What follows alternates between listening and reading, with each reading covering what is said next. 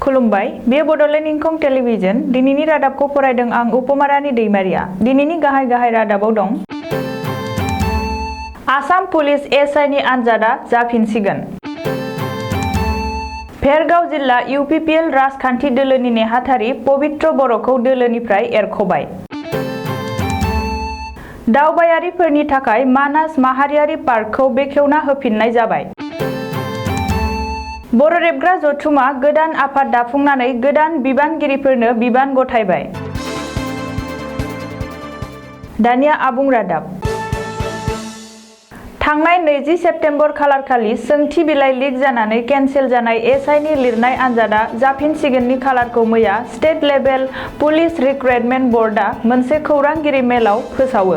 मोन 597 पस्टनि एसआइनि लिरनाय आनजादा जाफिनसिगोन फैगौ 22 नबेम्बर खालारखालि। मख'जाथावदि गिबि मन्थ्रि सर्बानन्द सन'वालनि बुंनाय बादिब्ला बे खेबाव एसआइनि लिरनाय आनजादा जोबोद साखोन-सिखोन आरो सोद्रोमै जागोन। भेरगाव जिल्ला इउपिपिएल राजखान्थि दोलोनिफ्राय भेरगाव जिल्ला इउपिपिएल राजखान्थि दोलोनि नेहाथारि पबित्र बर'खौ दोलोनिफ्राय एरख'नाय जाबाय। भेरगाव जिल्ला इउपिपिएल राजखान्थि दोलोनि गाहाय मावखुलियाव मोनसे खौरांगिरि मेलनि जोहै पबित्र बर'खौ दोलोनिफ्राय एरख'नायनि रोखा खेंफोरथिखौ नेहाथारि राजेन बर'आ फोरमायो। बिथाङा बुंनाय बादिब्ला पबित्र बर'आ गोबाव समनिफ्रायनो इउपिपिएल राजखान्थि दोलोनि माखासे थिखाना होनाय नेमखान्थि गनायाबालासिनो सोलिबोदोंमोन आरो दोलोनि बेरेखा खामानि मावगासिनो थादोंमोन।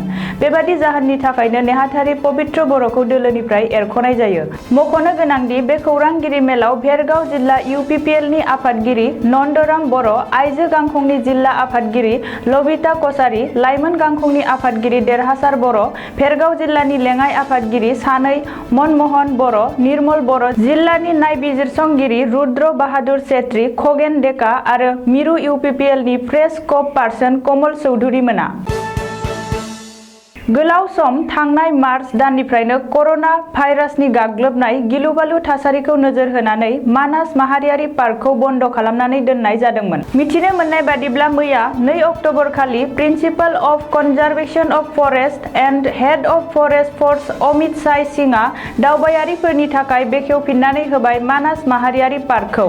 मैया बाक्सा जिल्लानि सिङाव थानाय सालबारियाव मानास माहारियारि पार्कनि 66थि वाइल्ड लाइफ उइक खुंफुंनाय जादोंमोन। बेनि गेजेरजोंनो मानास माहारियारि पार्कखौ दावबायारिफोरनि थाखाय फिन बेखेवना होनाय जायो। बे हाबाफारिनि गेजेरजोंनो अमित साहाय सिंहआ वर्ल्ड हेरिटेज साइटआव बेरायनो फैनाय गासै दावबायारिफोरा कभिड-19 नि थिखाना होनाय नेमखान्थिखौ मानिनानै सोलिनो नांगोन होनना फोरमायथियो। बे मानास माहारियारि पार्कखौ बेखेवफिननाय हाबाफारियाव अमित साहाय सिंहजों लोगोसे अनिन्द स्वर्गयारी, एडिशनेल पिसिसिएफ धरनीधर बर', OSD2 मानास नेशनेल पार्क गोबां बिफानारिनि मावथिफोराबो नुजाथिदोंमोन होनना सुलुंनिफ्राय मिथिनो मोननाय जादों।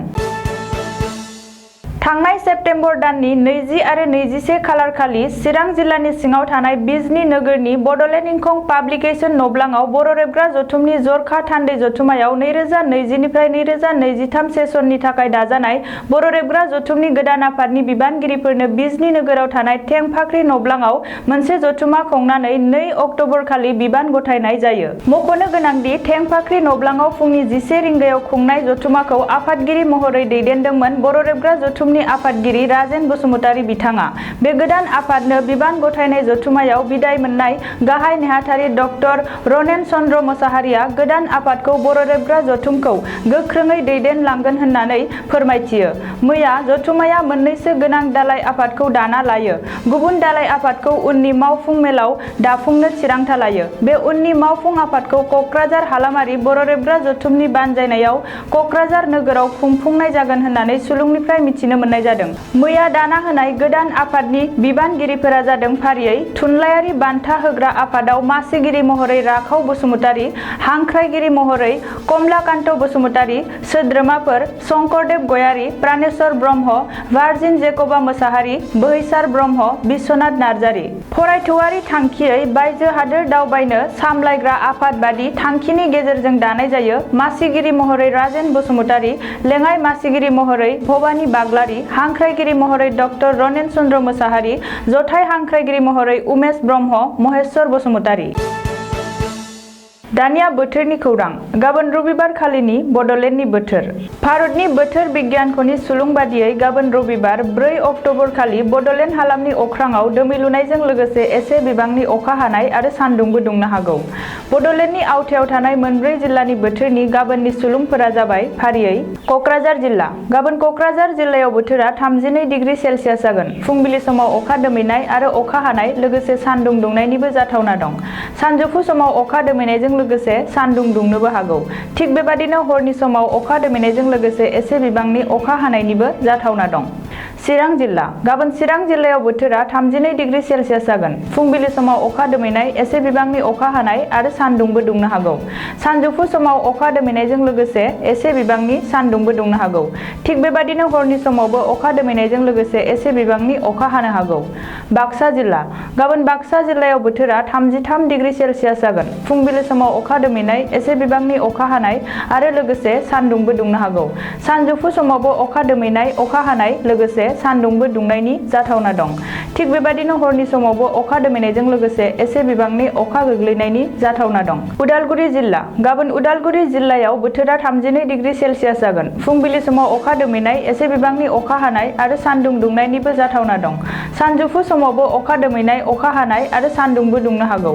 थिग बेबादिनो हरनि समावबो अखा दोमैनायजों लोगोसे एसे बिबांनि अखा हानायनि जाथावना दं। दिनैनि रादाबा एसेनोसै। गोजोन्थों।